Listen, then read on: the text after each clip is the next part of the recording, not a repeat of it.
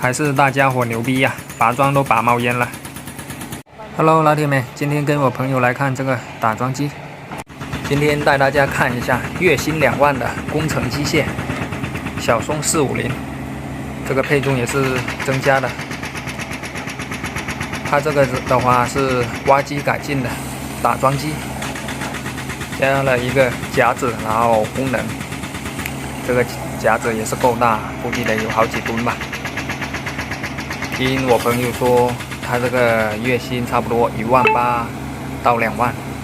站在上面的是我朋友，然后在操作那个是他师傅。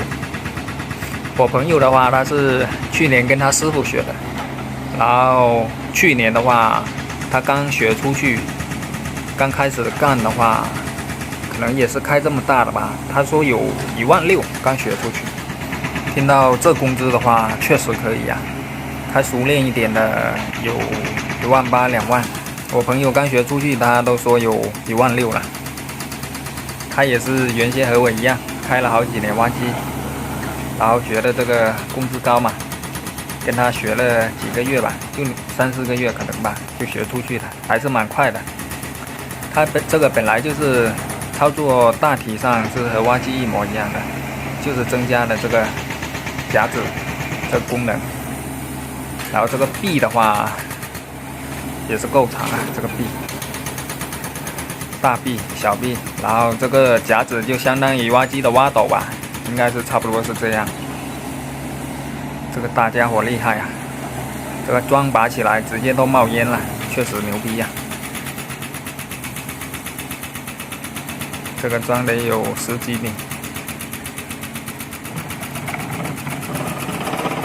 它这个现在的话是拔起来，这边的话好像是做管道。然后底下的管道已经买好了，就直接拔起来。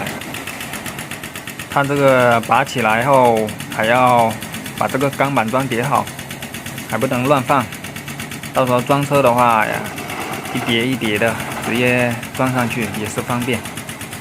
老铁们，你们觉得这个工资怎么样啊？它这边是管道装好了，它用这个炮头把这个土打实一点。